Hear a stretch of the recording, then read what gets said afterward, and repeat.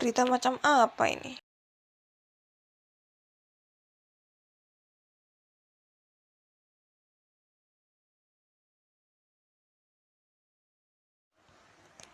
Ini termasuk penyimpangan bahasa nggak sih?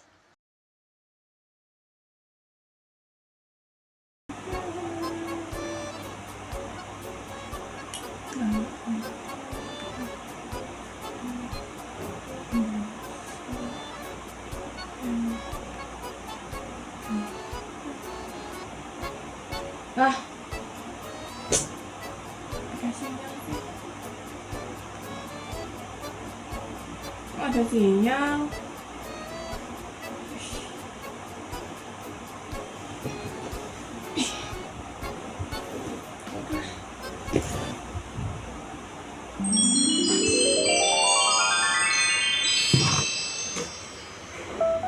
Teman-teman tahu nggak sih, pada era digital sekarang ini, berita daring telah menjadi sumber informasi yang paling sering diakses oleh masyarakat. Namun, dalam proses mengkonsumsi berbagai berita tersebut, kita cukup sering menemukan penggunaan bahasa yang tidak sesuai dengan kaidah bahasa Indonesia. Mulai dari judul yang dibuat secara berlebihan, pilihan diksi yang tidak baku, hingga struktur kalimat yang tidak efektif. Fenomena ini bukan hanya sekedar kesalahan teknis, tetapi telah menjadi persoalan yang berpengaruh dalam pemahaman dan literasi publik. Karena itu, pada minggu ini saya akan menyampaikan ulasan mengenai penyimpangan kaidah bahasa Indonesia dalam berita daring dan implikasinya terhadap literasi masyarakat. Penjelasan ini mencakup pembahasan mengenai praktik clickbait, ketidaktepatan pilihan kata, kalimat yang tidak efektif, hingga kesalahan ejaan dan inkonsistensi ragam bahasa. Seluruhnya akan saya uraikan secara sistematis agar dapat memberikan gambaran yang jelas mengenai bagaimana kualitas bahasa berperan penting dalam penyampaian informasi kepada publik.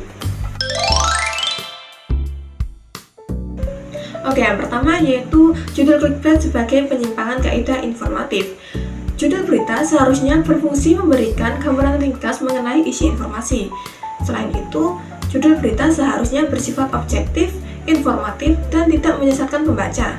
Namun, dalam praktik media daring, banyak judul yang bersifat clickbait, yakni sengaja dibuat bombastis, hiperbolis, dan provokatif agar dapat menarik perhatian pembaca.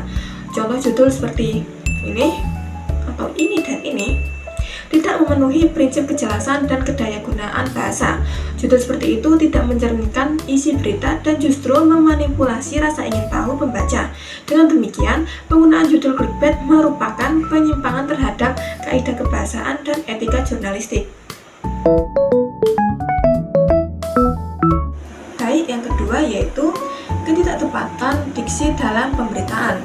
Pemilihan diksi atau pilihan kata menjadi aspek fundamental dalam kebahasaan. Dalam konteks berita, diksi yang dipilih harus baku, jelas, dan sesuai dengan register formal. Namun, banyak dari berita daring yang mencampurkan kosakata informal seperti viral abis, auto kaget, bahkan bikin heboh banget. Penggunaan diksi tidak baku ini menunjukkan ketidaksesuaian antara fungsi dan teks berita yang bersifat informatif dan faktual dengan pilihan bahasa yang digunakan. Selain menurunkan tingkat profesionalitas penulisan, penggunaan diksi semacam ini juga berpotensi mengaburkan makna karena tidak semua istilah informal dapat dipahami secara universal oleh pembaca.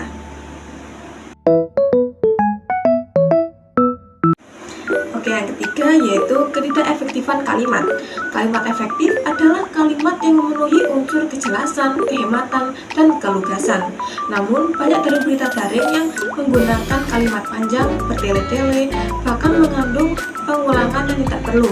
Sebagai contoh, kalimat peristiwa yang terjadi pada Senin kemarin membuat warga sekitar sangat kaget dan terkejut karena peristiwa itu terjadi secara tiba-tiba dan tanpa adanya apa-apa sebelumnya.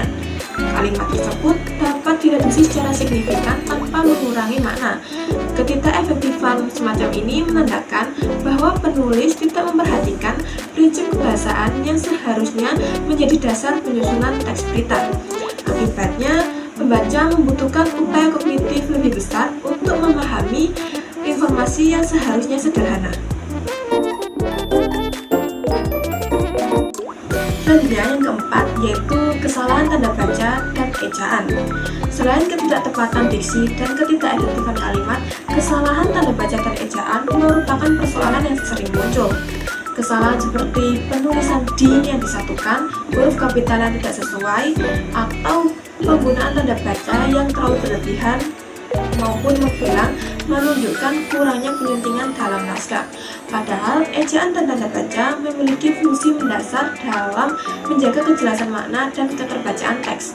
Kesalahan pada aspek ini dapat mengubah maksud penulisan atau bahkan menimbulkan ambiguitas.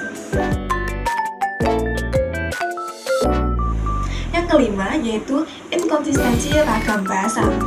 Ragam bahasa dalam teks berita idealnya bersifat resmi dan konsisten. Namun, beberapa media daring mencampurkan ragam bahasa formal dan informal dalam satu paragraf. Misalnya, sebuah berita memulai kalimat dengan bahasa resmi, tetapi kemudian menambahkan ungkapan informal seperti heboh banget atau parah sih. Inkonsistensi ini tidak hanya melanggar kaidah penggunaan ragam bahasa, tetapi juga menurunkan objektivitas teks. Ragam bahasa yang tidak seragam menunjukkan bahwa penulis tidak memahami perbedaan fungsi komunikasi antara bahasa formal dan juga informal. Yang keenam yaitu implikasi penyimpangan bahasa terhadap literasi pembaca. Penyimpangan kaidah bahasa dalam teks berita tidak dapat dianggap sepele karena memberikan dampak langsung terhadap literasi informasi masyarakat. Beberapa implikasi yang muncul antara lain: A. Penurunan akurasi pemahaman. Bahasa yang tidak jelas atau berlebihan dapat menyebabkan salah tafsir, sehingga pembaca tidak memperoleh informasi secara utuh dan akurat. B. Menormalisasi bahasa tidak baku. Ketika media menggunakan bahasa yang tidak baku secara terus-menerus, pembaca dapat menganggapnya sebagai bentuk bahasa yang benar, sehingga berdampak pada menurunnya kemampuan berbahasa masyarakat. Lalu yang C, menurunnya kredibilitas media. Bahasa yang berantakan mencerminkan lemahnya proses penyuntingan. Ini berpengaruh pada kepercayaan publik terhadap media tersebut. Dan yang D, berkurangnya kemampuan berpikir kritis. Bahasa yang tidak terstruktur menghambat pembaca memahami pokok informasi, sehingga sulit membedakan antara fakta dan opini. Dari uraian tersebut, dapat disimpulkan bahwa penyimpangan kaidah bahasa Indonesia dalam media daring merupakan permasalahan yang serius dan memberikan dampak yang luas.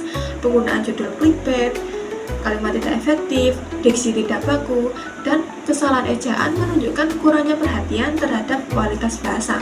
Padahal, bahasa merupakan alat utama dalam menyampaikan informasi dan membentuk pemahaman masyarakat.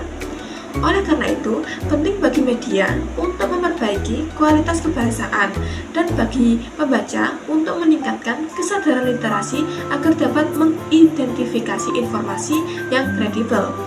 Dengan menerapkan dan menghargai kaidah bahasa Indonesia yang baik dan benar, kita turut menjaga mutu komunikasi publik serta kehormatan bahasa Indonesia sebagai bahasa nasional. Oke, mungkin cukup sekian penjelasan dari saya.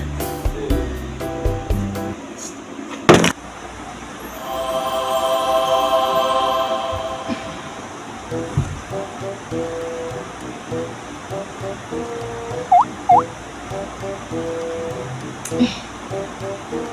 itu apa ya?